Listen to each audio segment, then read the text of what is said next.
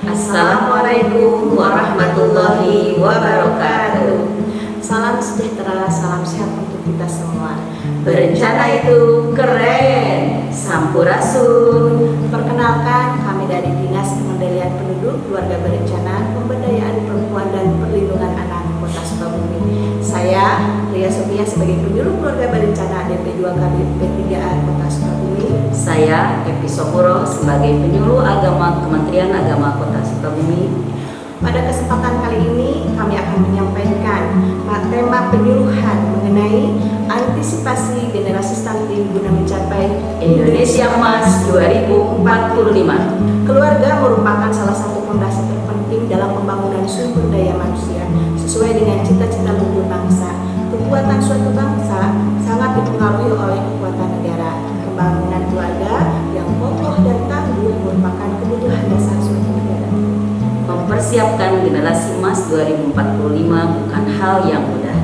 Pasalnya, stunting masih menjadi masalah gizi utama bagi bayi dan anak di bawah usia 2 tahun di Indonesia. Keadaan tersebut harus segera dientaskan karena akan menghambat momentum generasi emas Indonesia 2045. Hal ini tertuang dalam Peraturan Presiden Nomor 72 Tahun 2021 tentang percepatan penurunan stunting.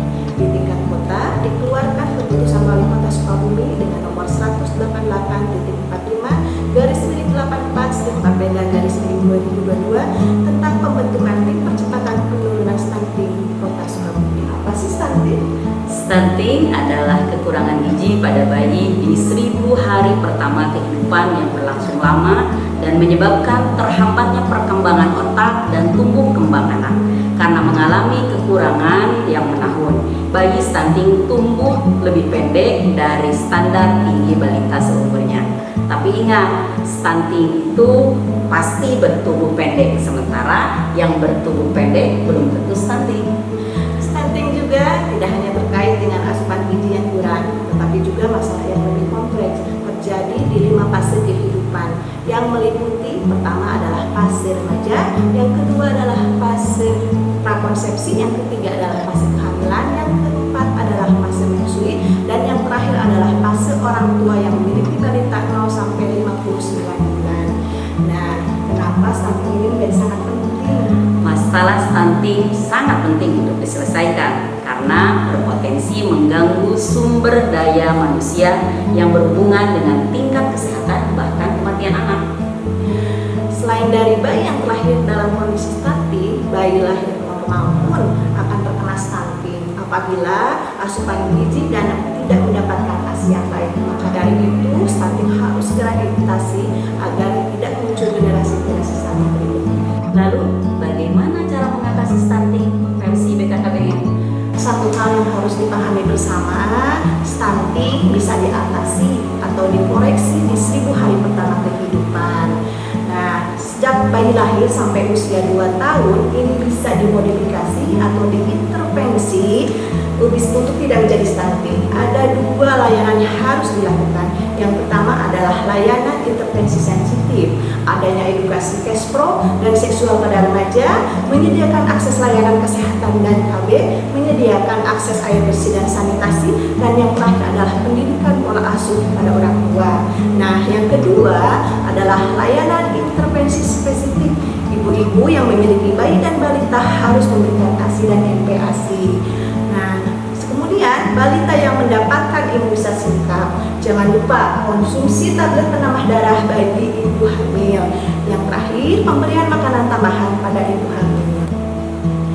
Dalam mengatasi stunting, BKKBN siap menggerakkan tim pendamping keluarga yang tersebar di seluruh Indonesia yang terdiri dari bidan, kader PKK, dan kader KB yang melaksanakan pendampingan melalui serangkaian kegiatan pendampingan yaitu penyuluhan, fasilitasi layanan rujukan, fasilitasi bantuan sosial, serta surveillance atau pengawasan untuk mendeteksi faktor risiko stunting.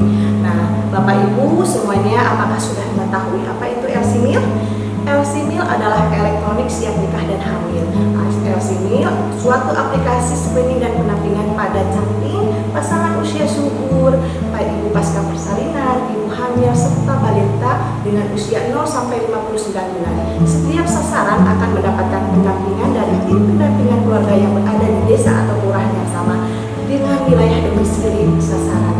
Ayo hubungi petugas penyuluh KB terdekat untuk mendapatkan informasi selengkapnya. Nah, bagaimana dari sisi Kementerian Agama menyikapi hal ini? Kementerian Agama pun mengambil bagian untuk melaksanakan program pemerintah dalam percepatan penurunan stunting ini. Di antaranya yang pertama, pelibatan peran penyuluh agama oleh pemerintah dalam program nasional seperti percepatan penurunan stunting, isu ketahanan keluarga, dan kesehatan. Penyuluh agama harus mengambil bagian seperti menyiapkan materi stunting pada setiap ceramah, tausiah atau khutbah yang akan mereka sampaikan sehingga masyarakat mempunyai pemahaman tentang isu-isu kesehatan khususnya stunting. Yang kedua, program di Kementerian Agama adalah adanya program bimbingan perkawinan yang diperuntukkan bagi para calon pengantin yang akan menikah. Setiap kegiatan bimbingan perkawinan kami selalu bekerja sama dengan BKKBN yang diantara materi penting yang harus disampaikan kepada para catin adalah materi tentang bagaimana mempersiapkan generasi berkualitas. Hal ini seperti ditegaskan oleh Allah di dalam Al-Quran surat An-Nisa ayat 9. Wal yashalladzina law taraku min khalfihim dzurriyyatan di'afan khafu 'alaihim. Dan hendaklah takut kepada Allah orang-orang yang sekiranya mereka meninggalkan keturunan yang lemah di belakang mereka dan mereka khawatir terhadap kesejahteraan. Melalui ayat ini kita dilarang meninggalkan generasi yang lemah, dan tentu saja tidak hanya lemah secara ekonomi, tetapi juga dilarang meninggalkan generasi yang lemah keimanannya, lemah ilmu pengetahuannya, lemah mentalnya, dan lemah fisiknya. Jadi kita tidak boleh meninggalkan generasi stunting. Anak-anak adalah amanah. Kewajiban para orang tua lah untuk mempersiapkan anak-anak tumbuh sehat jasmani dan rohaninya sehingga menjadi generasi yang hebat. Terakhir, kami menghimbau kepada seluruh masyarakat untuk mencegah lahirnya bayi-bayi stunting di dalam keluarga dengan cara menyiapkan tentu remaja putri yang akan menikah harus sehat dan ibu-ibu yang akan menambah anak lagi harus sehat. Ingat pesan kami, jangan terlalu muda untuk hamil kurang dari 20 tahun, jangan terlalu tua untuk hamil lebih dari 35 tahun, dan terlalu sering kurang dari 3 tahun sudah hamil lagi dan terlalu banyak. Pesan kami, 2 anak lebih sehat. Pergi ke warung membeli gunting, pulang-pulang ketemu Bu Ika. Kalau mau mencegah stunting, mulailah dengan 1000 HPK. Produkku naik ke genting, saya bawa ke kampung cerdas. Ayo kita entaskan stunting agar anak kota Sukabumi cerdas. Sekian dari kami. Wassalamualaikum warahmatullahi wabarakatuh.